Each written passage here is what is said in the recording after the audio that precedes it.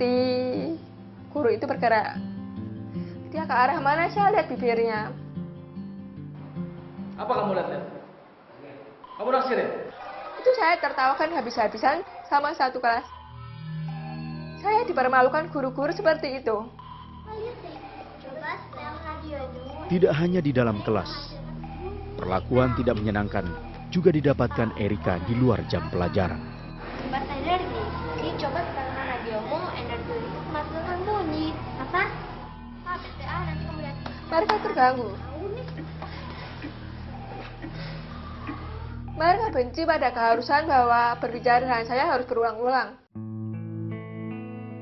Dan itu membuat komunitas tiba-tiba bersikap keras. Padahal saya menjadi seperti itu bukan karena saya mau, tetapi tidak mengetahui situasi secara langsung itu rasanya menakutkan.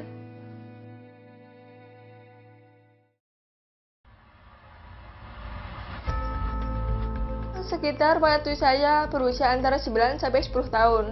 Telinga saya berdenging terus-terusan. Tapi karena saya alami ini setiap hari, setiap waktu, saya tidak sadar bahwa telinga saya berdenging. Saya tidak sadar bahwa itu hal yang aneh.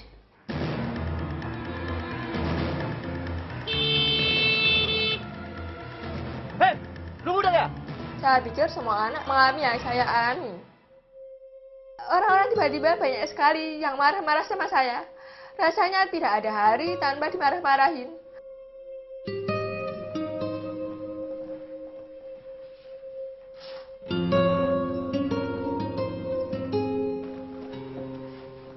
Erika, Orang tua mulai bingung karena saya tidak pernah menjawab jika dipanggil atau diajak bicara. Erika, Mama tuh lagi ngomong sama kamu. Mereka pikir saya tidak taat, kena marah. Mama ngomong apa sih? Aku nggak bisa dengar Mama ngomong. Padahal saya tidak dengar. Kuping aku sakit. Bener, kuping kamu sakit. Orang tua membawa saya kemana-mana. Asal mereka dengar dari teman dokter ya bagus, mereka ajak saya sana. Saya mohon maaf, saya tidak bisa menolong anak ibu lagi. Dokter tidak bisa, orang tua coba cari dokter alternatif. Tusuk jarum, aku presur, bahkan ke dukun. Kemana saja yang orang tua dengar mungkin untuk sembuh, saya dibawa sana. Tidak mau menyerah, orang tua Erika membawanya berobat ke Cina. Mereka melihat saraf telinga saya sudah tidak normal. Saraf tidak bisa diapa-apakan lagi, bahkan lagi sudah terlambat. Kerusakan sudah terlalu parah. Kata dokter, kerusakannya mungkin sudah beberapa tahun sebelumnya. Tapi kapan jelasnya tidak diketahui. Saya menjadi tunarungu untuk selamanya. Soal nomor 2, 25 dibagi 5. Soal nomor 3. Erika, berapa kali ibu bilang jangan pernah menyontek? Saya sendiri mulai merasa takut pada guru. Guru-guru yang sebelumnya bersikap baik pada saya karena saya termasuk prestasi di atas rata-rata. Tiba-tiba sikapnya berubah. Banyak dari mereka entah tidak mau atau lupa menuliskan soal ulangan. Mereka lebih suka membacakan soal dan kami menjawab. Saya tidak pernah tahu apakah mereka sungguh-sungguh sengaja melupakan, meski saya merasa itu aneh karena saya selalu duduk di depan. Ketunarungan membuat kemampuan saya menangkap pelajaran dan di ulangan memburuk sekali. Erika pun mulai dibedakan dengan saudara-saudaranya. Saya mulai banding-bandingkan. Acara apa saja mereka selalu bilang, kakaknya cantik, kakaknya pandai, kakaknya lakukan apa saja beres, tidak bisa apa-apa. Selalu seperti itu berulang-ulang. Dan mereka tidak ragu-ragu mengucapkan hal itu di depan saya. Ya, secara hati sedih sekali. Bukankah kata orang Tuhan itu baik?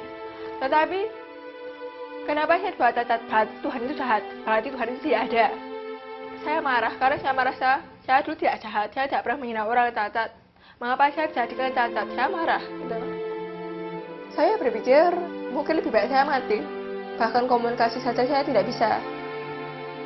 Saya tidak tahu harus bagaimana lagi. Karena untuk hal dasar komunikasi saya tidak bisa. Kehidupan saya tidak berharga.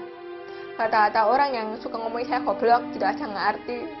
Wajah merasa, ya saya goblok, saya tidak berharga, saya tidak layak untuk hidup. Jadi untuk apa saya hidup?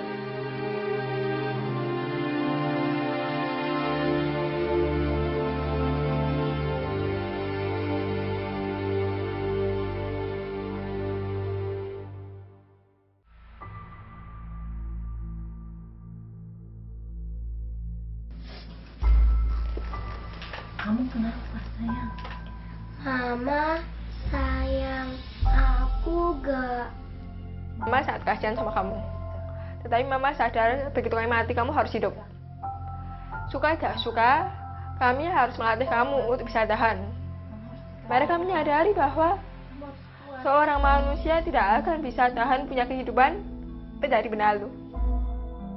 Itulah yang menguatkan mereka untuk memperlakukan saya sebagai orang normal. Dan meskipun penuh kasih, tetapi kami dituntut untuk menjadi pribadi yang kuat. Nasihat sang mama melahirkan sebuah pemikiran baru dalam diri Erika. Saya tiba-tiba menyadari bahwa saya tak pernah berjuang. Saya tak pernah melakukan apa-apa. Saya mengambil keputusan untuk bangkit. Saya memilih untuk mulai dari awal. Karena saya masih belajar, saya memilih untuk mulai menjadi hidup sama seperti keluarga saya yang punya prestasi. Dan sebuah semangat baru muncul dalam diri Erika. Saya mulai dengan belajar pakai tulisan untuk teman-teman dan orang tua atau untuk keluarga.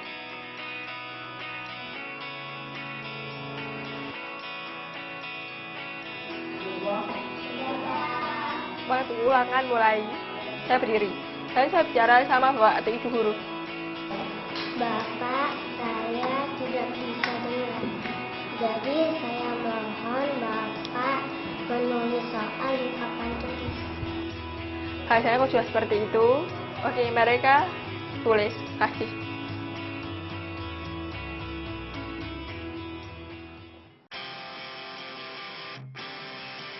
Hasilnya sangat mengejutkan. Ranking 1 adalah Erika. Sebelumnya saya adalah salah satu dari 3 terbawah. Dan tahun itu juga saya langsung menjadi ranking 1. Nilai saya sangat menonjol di matematika, fisika, dan kimia. Di akhir tahun SMA saya kembali menjadi ranking 2 di seluruh sekolah.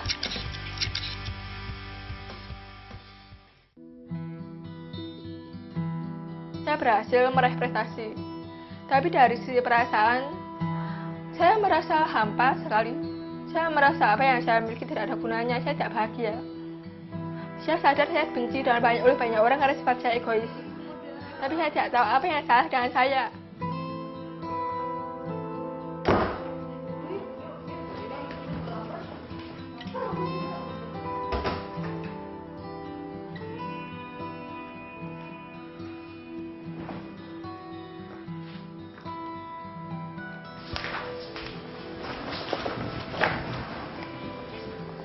Kak, kamu kenapa? Kamu harus merubah sikap kamu. Iya, apalagi kalau kamu mau masuk rumah orang, harus bilang permisi, itu lebih sopan. Kalau salah, aku salah. Mesti dimaafin. Saya diajari cara-cara bergaul sama mereka bertiga. Bergaul dengan mereka tidak mudah, tapi persahabatan mereka sebagai orang yang sungguh-sungguh mengasihi Tuhan membuat saya percaya diri untuk pertama kalinya bahwa bersahabat itu mungkin. Saya diajari mereka untuk punya karakter yang baik. Hari demi hari, persahabatan mereka membawa perubahan besar bagi Erika. Saya bertobat karena mereka bertiga, terutama karena Ika lah yang pertama kali mau ajarkan saya bahasa isyarat supaya punya kepercayaan diri. Secara pribadi saya bersyukur sekali sama dia karena jika tanpa dia, saya tidak akan menjadi orang yang seperti sekarang. Dan bagi saya itu mukjizat. Mereka bergantian selama 5 tahun pertama itu bergantian terhadap saya. Kami kan satu kos bareng. Kalau malam-malam kadang kami doa bersama. Tuhan mulai menjawab apa yang selama bertahun-tahun ini saya rindukan untuk dekat sama Dia. Mungkin ketunarungan saya pun sebenarnya adalah jawaban doa supaya saya bisa dekat dengan Dia. Karena jika saya tidak tunarungu, saya tidak akan berkenalan dengan orang-orang yang membuat saya dekat dengan Tuhan. Hidupnya semakin lengkap setelah menikah dan memiliki 2 orang putra kembar. Tuhan sudah berikan istri yang terbaik buat saya. Erika adalah orang yang terbaik, istri yang terbaik, mama yang terbaik juga buat anak-anak kami. Walaupun dia tunarungu, tapi dia nggak pakai ketunarunguannya itu sebagai alasan untuk diperlakukan khusus atau dia bersikap cengeng gitu. Kerja di waktu di kantor juga yang saya tahu seluruh laporan keuangannya diminta oleh bos itu dia lakukan dengan yang terbaik gitu. Tanggal 17 Maret 2012, Erika meluncurkan buku yang berjudul Be Great of You. Buku ini saya dedikasikan untuk orang-orang normal yang ada maupun orang-orang cacat, untuk semuanya yang merasa bahwa hidup mereka itu sudah pasti gagal karena mereka terbatas. Padahal asal kita tahu caranya, kita mengolah dengan cara yang benar, kita bisa mencapai puncak. Teladannya banyak ya, dari disiplin, semangat. Saya lihat dia juga sebagai istri, sebagai seorang ibu, sebagai seorang pekerja. Saya lihat bagaimana dia pengaturan waktunya itu benar-benar punya prioritas waktu yang terbaik. Teladan dari Erika itu yang luar biasa gitu, dia jauh melebihi orang-orang normal lainnya gitu. Dan itu menjadi teladan buat saya. Saya sangat bersyukur karena saya bertemu dengan Tuhan. Jika saya tidak bertemu dengan Tuhan, saya percaya bahwa saya tidak pernah bisa mencapai apa yang saya miliki sekarang.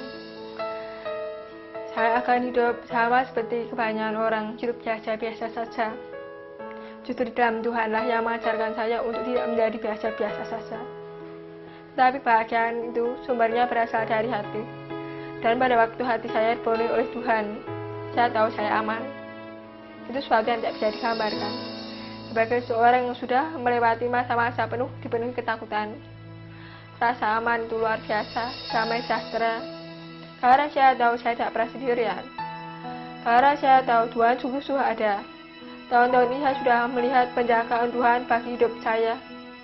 Saya menikmati hidup karena Tuhan itu baik.